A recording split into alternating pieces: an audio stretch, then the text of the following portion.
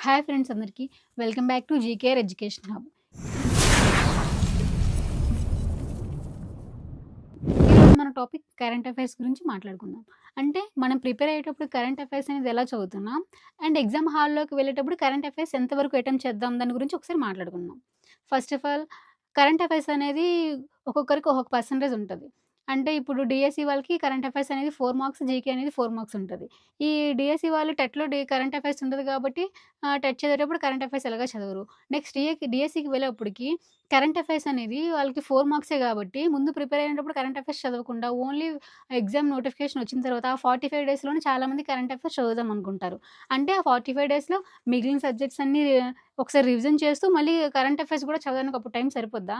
అంటే ఇప్పుడు చూడండి, అప్పుడు ఆ 45 డేస్‌లోనే చాలామంది ఒక ఇయర్లీ బుక్ తీసుకొని చదువుతారు. అండ్ మంత్లీ మ్యాగజైన్స్ ఒక 12 బుక్స్ అన్నీ పెట్టుకొని చదువుతారు. ఇవి మనం ఆల్రెడీ ప్రిపేర్ అయిన వాటి గురించే మళ్ళీ చదవడానికి టైం సరిపోదు. అలాంటిది కొత్తగా కరెంట్ అఫైర్స్ తీసుకొని అప్పటికప్పుడు చదివితే మనకేం గుర్తుంటుంది? సో, నేనేం చెప్తున్నానంటే, ముందు నుంచి కరెంట్ అఫైర్స్ మీద కాన్సంట్రేషన్ చేయండి. అది కూడా ఒక టాపిక్‌గా తీసుకొని మనం డైలీగా చదివే దాంట్లో ఒక 1 అవర్ అనేది కరెంట్ అఫైర్స్ పక్కాగా చదవాలి. నెక్స్ట్ ఏంటంటే, ఇప్పుడు మనం డైలీ సబ్జెక్ట్స్ చదివేటప్పుడు కరెంట్ అఫైర్స్ అనేది ఒక 30 మినిట్స్ తీసుకొని చదివామనుకోండి, అలా అంతా కవర్ చేస్తూ ఏ రోజుది ఆ రోజు కవర్ చేస్తూ వెళ్ళేటప్పటికి ఒక 1 ఇయర్‌దంతా ఒకసారి చదివేటప్పటికి ఆల్రెడీ మనం ముందు చదివే ఉన్నాం కాబట్టి, అప్పుడు ఒక్కసారి చదివేటప్పటికి రివిజన్‌లా ఉంటది. ప్లస్ మనకి ఎక్కువ దాని మీద స్ట్రెస్ తీసుకోవాల్సిన అవసరం లేదు. అలా జస్ట్ ఆల్రెడీ చదివింది కాబట్టి కొంచెం మన మైండ్‌లో ఉంటది. మనం అలా చదివితే మనకు కొంచెం అప్పుడు ఫ్రీగా ఉంటది. ఎక్కువ స్ట్రెస్ పెట్టి చదవాల్సిన అవసరం ఉండదు. అండ్ చాలామంది కరెంట్ అఫైర్స్ అనేది చదివిన వెంటనే మర్చిపోతాం. ఎందుకంటే చాలా బిట్లుంటాయి కాబట్టి ఈరోజు చదివింది నెక్స్ట్ మళ్ళీ మర్చిపోతాం అనుకుంటారు. మీరు అలాగా 1 ఆర్ 2 టైమ్స్ అది చదివి రిపీట్ చేసుకున్నారనుకోండి, ఎగ్జామ్ టైమ్‌లో ఆ బిట్ రాగానే మీకు ఆటోమేటిక్‌గా ఆన్సర్ గుర్తొస్తది. అంటే మరీ ఒక 2, 3 టైమ్స్ రివిజన్ చేసినట్టయితే పక్కా ఆన్సర్ పెట్టగలరు. లేదు ఒక వన్ టైమ్ అయినా ఆల్రెడీ ఒక 2 టైమ్స్ అయినా చదివారనుకోండి, ఒక 1 ఆర్ 2 ఆప్షన్స్‌లోనైనా మీకు గుర్తించగలుగుతారు. ఎందుకంటే ఆల్రెడీ మీరు ముందు చదివున్నారు కదా! అండ్ మోరోవర్ చాలామంది కరెంట్ అఫైర్స్ చదివేటప్పుడు ఒక టాపిక్ తీసుకున్నారనుకోండి, ఆ టాపిక్ నుంచి రిలేటెడ్ టాపిక్స్ అన్నీ కూడా నేర్చుకోండి. ఫర్ ఎగ్జాంపుల్ యూపీ గురించి చదువుకున్నారనుకోండి, ఆ యూపీ గురించి ఏదైనా టాపిక్ వచ్చినప్పుడు యూపీ సీఎం ఎవరు? గవర్నర్ ఎవరు? ఇలా మీరు కొంచెం రిపీటెడ్ చేసుకున్నారనుకోండి, నెక్స్ట్ టైమ్ మళ్ళీ యూపీ చదివినప్పుడు ఆ సీఎం అప్పుడు చదివారు కదా! గవర్నర్ అప్పుడు చదివారు కదా! అది ఆల్రెడీ మీ మైండ్‌లో ఉంటది. అలా చదివినప్పుడు నెక్స్ట్ మళ్ళీ వేరేగా గవర్నర్‌లు, సీఎం చదవాల్సిన అవసరం ఉండదు. ఎందుకంటే ఆల్రెడీ మీరు ముందే చదివారు కాబట్టి మీరు ఈజీగా ఉంటది. అలా చదవడం వల్ల బిట్ ఎటునుంచి అడిగినా సరే మనం ఆన్సర్ చేయడానికి ఈజీగా ఉంటది. అండ్ ఇలానే మన ఇండియా నుంచి అదర్ కంట్రీస్‌కి గూడా కొన్ని కొన్ని టాపిక్స్ అనేవి బిట్స్ రూపంలో మనకొస్తూ ఉంటాయి కదా! అలా చదివినప్పుడు ఆ టాపిక్ గురించే కాకుండా ఆ కంట్రీ యొక్క ప్రెసిడెంట్ ఎవరు? అండ్ ఫైనాన్షియల్ మినిస్టర్ ఎవరు? ఇవి కూడా చూసుకున్నామనుకోండి, బిట్ అనేది ఒక టాపిక్ గురించి వచ్చిందంటే అదే అడగరు కదా! దానికి ఆల్‌మోస్ట్ ఆ సరౌండింగ్స్ అన్నీ అడుగుతారు కాబట్టి అవన్నీ ఒకసారి చూసుకుంటే మనకి ఈజీగా ఉంటది. అండ్ చాలామంది కొన్ని సబ్జెక్ట్స్‌లో వీక్ ఉంటారు. అందరూ అన్నిట్లోనే టాపర్ ఉండరు కదా! ఫర్ ఎగ్జాంపుల్ కొంతమందికి మ్యాథ్స్ అంటే భయం. ఇంకొంతమందికేమో హిస్టరీలోని ఇయర్స్ అవన్నీ గుర్తుపెట్టుకోవాలంటే భయం. ఇంకొంతమంది ఫిజిక్స్. ఇలా ఒక్కొక్క టాపిక్స్‌లో కొంతమంది వీక్ ఉంటారు. అలా వీక్ ఉన్నప్పుడు అక్కడది వేరే దగ్గర కవర్ చేసుకోవాలంటే వాళ్ళకున్న బెస్ట్ ఆప్షన్ ఏంటంటే కరెంట్ అఫైర్స్. కరెంట్ అఫైర్స్‌లో వీళ్ళిక్కడ స్లోగా ఎక్కడైనా ఉన్నారు అంటే అక్కడ మార్క్స్ గెయిన్ చేయడం వల్ల దీన్ని లెవెల్ చేయగలుగుతారు. అందువల్ల కరెంట్ అఫైర్స్ అనేది అందరికీ బెస్ట్ ఛాన్స్‌గా నేను చెప్తాను. అండ్ నెక్స్ట్ ఏంటంటే ఎగ్జామ్‌కి ప్రిపేర్ అయ్యేవాళ్ళు కరెంట్ అఫైర్స్ అనేది ఎంత డెప్త్‌గా ఇస్తున్నారనేది ఒకసారి ప్రీవియస్ పేపర్స్ అనేవి చూడండి. అలా చూడడం వల్ల డెప్త్ ఎంత ఇస్తున్నాడు లేదా బేసిక్స్ ఇస్తున్నారు ఇలా తెలియడం వల్ల మీరు ప్రిపేర్ అయ్యేటప్పుడు డెప్త్‌గా చదవాలా లేదా బేసిక్స్‌లో ఎలా చదవాలో తెలుస్తది. ఒక్కొక్కరు ప్రిపేర్ అయిన దాని ఎగ్జామ్ బట్టి దాని మార్క్స్ కూడా వేరేగా ఉంటాయి కదా! మీరు చాలా డెప్త్ ఎళ్ళిపోయి బేసిక్స్ అన్ని వదిలేసారనుకోండి, బేసిక్స్ నుంచే బిట్స్ వచ్చాయంటే అవి మీరు అప్పుడు అటెంప్ట్ చేయగలుగుతారో లేదు. ఒకవేళ బేసిక్స్ చదువుకొని ఎళ్ళిపోతే వాడు డెప్త్ ఇస్తే అప్పుడు మీరేం చెప్తారు? సో, ప్రీవియస్ పేపర్స్ చూసుకొని దాని ప్రకారం అనేది ప్రిపేర్ అయితే ఇంకా మీరు బెస్ట్ ఇవ్వగలుగుతారు. అండ్ సీఏ అనేది అది మీరు డైలీగా ఒక 30 మినిట్స్ ఇచ్చుకున్నారనుకోండి, అంటే ఫర్ ఎగ్జాంపుల్ క్లాసెస్ వినడమో, లేకపోతే న్యూస్ చూడడమో, లేకపోతే న్యూస్ పేపర్ చదవడం అనేది ఒక 30 మినిట్స్ అంటే ఇప్పుడు చూడండి ఆన్‌లైన్ క్లాసెస్ ఏమైనా తీసుకున్నా సరే ఒక 30 మినిట్స్ యూట్యూబ్‌లో చూద్దాం అనుకున్నా సరే తినేయప్పుడు, లేకపోతే రోజంతా చదివి రెస్ట్ తీసుకుందామని ఒక 5 మినిట్స్ ఉన్నప్పుడు, అలా ఉన్నాం అనుకున్నప్పుడు ఫోన్‌లో తీసుకొని ఒక 30 మినిట్స్ అది కవర్ చేశారనుకోండి, మీకు రిలాక్స్‌గా ఉంటది. సబ్జెక్ట్ కూడా మీరు నేర్చుకున్నట్టు ఉంటది. అండ్ మోర్ ఓవర్ చాలామంది కరెంట్ అఫైర్స్ చదివేటప్పుడు నోట్స్ రాసుకుంటారు డైలీగా. నెక్స్ట్ ఏమొచ్చి ఇయర్లీ బుక్ కొంటారు. మంత్లీ బుక్ కొంటారు. ఇవన్నీ చదువుకొని వెళ్ళేటప్పటికి ఎంత టైం పడతది? సో, పర్ఫెక్ట్‌గా ప్లాన్ చేసుకోండి. డైలీగా మీరు కీ పాయింట్స్ అనేవి ఏదైనా క్లాస్ విని రాసుకున్నారంటే ఆ కీ పాయింట్స్ అనేవి చదవండి. ఇంకా లేదు మంత్లీ మ్యాగజైన్స్ ఇవి చదువుదాం అనుకుంటే ఒక బుక్ మంత్‌కి తీసుకున్నప్పుడు ఈ రోజుకి ఇక్కడి నుంచి ఈ టాపిక్ కంప్లీట్ చేద్దాం అనుకోని అంతా చదివిన తర్వాత కూడా ఆ మంత్‌లో మళ్ళీ ఇంకొకసారి రివిజన్ చేసుకోవడానికి కూడా టైం పెట్టుకోండి. Yearly book, monthly book, notes ఇవన్నీ ప్రిపేర్ అయ్యి ఒకేసారి ఎగ్జామ్ రాద్దామంటే చూడండి అది ఎంత ఎక్కువ మనకి స్టఫ్‌లా అయిపోద్ది. సో, కొంచెం కొంచెం మీరు ప్రిపేర్ అయ్యారనుకోండి, రివిజన్ ఎక్కువ చేశారనుకోండి, మీకు ఎగ్జామ్‌లో అటెంప్ట్ చేయగలుగుతారు. దాని మీద ఎక్కువ స్ట్రెస్ కూడా మనకి ఇవ్వాల్సిన అవసరం ఉండదు. అండ్ చాలామంది ఆ ఇయర్లీ బుక్, మంత్లీ బుక్ ఒక్కసారి చదివిన వెంటనే కంప్లీట్ అయిపోయింది. ఇంక మనం కరెంట్ అఫైర్స్‌లో అటెంప్ట్ చేసేద్దాం అనుకుంటారు. ఏదైనా సరే రివిజన్ లేకుండా అలా అటెంప్ట్ చేసేద్దాం అనుకుంటే అయిపోద్దా? లేదు గదా! సో, రివిజన్ అనేది చాలా ఇంపార్టెంట్. మీరు లేదు మంత్లీ మ్యాగజైనే తీసుకొని చదువుదాం అనుకుంటే, ఆ మంత్ అంతా చదివిన తర్వాత ఇంక రివిజన్ ఇంకొక 1 ఆర్ 2 టైమ్స్ ఆ మంత్‌లో ఇచ్చుకోగలిగినట్టయితేనే చదవండి. ఎందుకంటే అలా రిపీట్ అవుతది కాబట్టి మీరు డైరెక్ట్‌గా ఎగ్జామ్ ముందు ఒక 45 డేసో, ఒక 2 మంత్సో ఇచ్చినప్పుడు మిగిలిన సబ్జెక్టులతో పాటు ఇది కూడా రివిజన్ చేసినప్పుడు మీకు కొంచెం ఫాస్ట్‌గా అవుతదనమాట. అండ్ ఒక టాపిక్ గురించి నేర్చుకున్నారనుకోండి, జస్ట్ ఆ రోజు వచ్చిన టాపిక్ గురించి లేదా ఆ రోజు వచ్చిన న్యూస్ గురించే కాకుండా, ఇంతకు ముందు అది ఎప్పుడైనా వచ్చిందా? నెక్స్ట్ మళ్ళీ రావడానికి ఎప్పుడైనా ఛాన్స్ ఉందా? ఇలాంటివన్నీ తీసుకుంటే వాళ్ళు ఈ టాపిక్ గురించి ఇప్పుడు జరిగిందంటే ముందు ఎప్పుడైనా జరిగింది, ఫస్ట్ టైమ్ ఎప్పుడు జరిగిందో అడగొచ్చు. లేకపోతే నెక్స్ట్ ఇయర్ ఎక్కడ జరుగుతది? ఎప్పుడు జరుగుతది? ఏ ఇయర్‌లో జరుగుతదని కూడా అడగొచ్చు. ఇప్పుడు G20 సమావేశం అనేది సౌత్ ఆఫ్రికాలో జరుగుతుంది. ఇంతకు లాస్ట్ టైమ్ ఎప్పుడు జరిగింది? నెక్స్ట్ ఇయర్ ఎక్కడ జరగబోతుంది?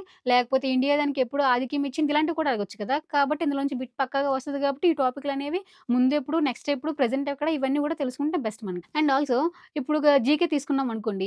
జీకే అనేది సముద్రం లాంటిది. అందులో చాలా బిట్స్ ఉంటాయి. కరెంట్ అఫైర్స్ అంటే ఒక 1 ఇయర్‌ది చదివితే సరిపోద్ది. లేకపోతే 1 ½ ఇయర్‌ది ఇలా చదువుతాం. జీకే అనేది చాలా ఎక్కువ టాపిక్స్ ఉంటాయనమాట. అందువల్ల ఏం చేస్తారంటే మనం ప్రిపేర్ అయ్యే సబ్జెక్ట్ లేకపోతే ప్రిపేర్ అయ్యే ఎగ్జామ్ గురించి ప్రీవియస్ పేపర్స్ చూడండి. అందులో ఏ టాపిక్స్ నుంచి వస్తున్నాయి, ఎక్కువ గ్రంథాలు, రచయితలు లేకపోతే ఫస్ట్ ఎక్కడ స్టార్ట్ చేశారు, దాన్ని కనుగొన్న వ్యక్తి ఎవరు ఇలా అడుగుతారు కదా! ఏ టాపిక్స్ నుంచి ఇంతకు ముందు ఆ ఎగ్జామ్ పేపర్స్ అన్నీ చూస్తే ఏ టాపిక్స్ నుంచి ఎన్ని సార్లు బిట్స్ వచ్చాయి. నెక్స్ట్ అలా చూసుకున్నారనుకోండి. నెక్స్ట్ మీరంతా ఒకేసారి జీకే చదివినప్పుడు దానికి మీరు ఎక్కువ స్ట్రెస్ ఇచ్చి చదవాలి అనేది మీకు తెలుస్తుంది. అప్పుడు మనకు అన్ని టాపిక్స్ కాకపోయినా ఒక 15, 20 టాపిక్స్ ఇలా చదువుకున్నా సరే, ఆ ఎగ్జామ్‌లో మీరు చదివిన దాంట్లో మాక్సిమం బిట్స్ అడుగుతారు కాబట్టి అవి మీరు రిటర్న్ చేయగలుగుతారు. అండ్ నెక్స్ట్ మిగిలిన సబ్జెక్ట్స్ అన్నిట్లికి ఎంత ప్రిఫరెన్స్ ఇస్తామో జీకే అండ్ కరెంట్ అఫైర్స్ కూడా అంతే ప్రిఫరెన్స్ ఇవ్వాలి. ఎందుకంటే ఎవ్రీ మార్క్ మనకు చాలా ఇంపార్టెంట్. ఎందుకంటే ఇప్పుడు ఆల్రెడీ లాస్ట్ టైమ్ డీఎస్సీలో చూసుకొని ఉంటాం. 82, 83 వచ్చిన వాళ్ళు, 82 వచ్చిన వాళ్ళు ఒక్కొక్క డిస్ట్రిక్ట్‌కి 200 మంది. అక్కడ 0.5లో చాలా మందికి మార్క్స్ పోయాయి. అంటే ఈ జీకే, కరెంట్ అఫైర్స్‌లోన అక్కడ ఆళ్ళకి మార్క్ వచ్చుంటే ఆ జాబ్ వాళ్ళకే రావాల్సింది కదా! కాబట్టి జీకే, కరెంట్ అఫైర్స్‌ని ఇప్పటి నుంచే స్టార్ట్ చేయండి. తర్వాత నోటిఫికేషన్ వచ్చిన తర్వాత స్టార్ట్ చేద్దాం. అప్పుడు చదువుతాం. ఇంతకుముందు మిగిలినవన్నీ చదువుతాం అంటే వద్దు.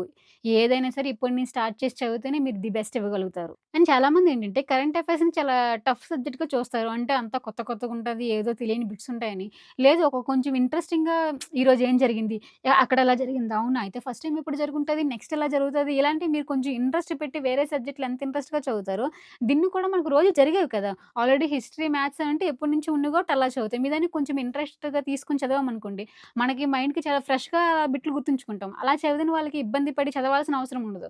సింపుల్‌గా చదువుతాం కాబట్టి మనకి మైండ్‌కనేది బిట్స్ ఫాస్ట్‌గా తీసుకుంటది. మనం ఇప్పుడు ఎగ్జామ్ రాసినప్పుడు కూడా ఎక్కువగా ఆలోచించి, మళ్ళీ దానికి ఏంటి ఆప్షన్స్‌లో ఏంటని వెతకాల్సిన అవసరం లేదు. మనం ఈజీగా చదువుతాం కాబట్టి అప్పుడు మనం ఆప్షన్స్ అన్నీ ఈజీగా పెట్టగలుగుతాం. అండ్ చాలామంది క్లాసెస్ విని నోట్స్ ప్రిపేర్ చేసుకుంటారు. ఆ నోట్స్ ఎలా రాస్తారంటే మొత్తం ఒక్క రోజుకి ఒక 10 పేజీలు, 20 పేజీలు అలా రాస్తారు. ఒక్క రోజుకి మీరు అన్ని పేజీలు రాస్తుంటే ఇక్కడ 1 మంత్‌కి అంటే మన బుక్కులు నిండిపోతాయి. అన్నెందుకు కీ పాయింట్స్ మెయిన్‌గా చూసుకోండి. కీ పాయింట్స్ అనేవి నోట్స్‌లో ప్రిపేర్ చేసుకుంటే మీకు కూడా టైం సరిపోద్ది. తర్వాత రివిజన్ చేసుకున్నప్పుడు మీకు ఇబ్బంది ఉండదనమాట. ప్రతి పాయింట్ ఎలా రాసుకొని ఎళ్తే అది ఎంత అవుతది? సో, మీకు ఎంత వరకు సరిపోద్దో చూసుకొని దాని ప్రకారమే నోట్స్ ప్రిపేర్ చేసుకుంటే మీకు రివిజన్ చేసినప్పుడు ఈజీగా ఉంటది. లాస్ట్‌లో ఎగ్జామ్ టైమ్‌లో కూడా ఒకసారి అంతా రివిజన్ చేసుకోవడం వల్ల ఒక షార్ట్ టైమ్ పడతది కాబట్టి మీరు ఈజీగా రివిజన్ చేయగలుగుతారు. నెక్స్ట్ మీరు ఏ జాబ్‌కి ప్రిపేర్ అవుతున్నారో అందులో current affairs and GK weightage చూసుకొని దాని ప్రకారం టైమ్ ఇవ్వండి. అంటే ఇప్పుడు డీఎస్సీకి 4 marks current affairs, 4 marks GK కాబట్టి దానికి ఒక 1 అవర్ డైలీ.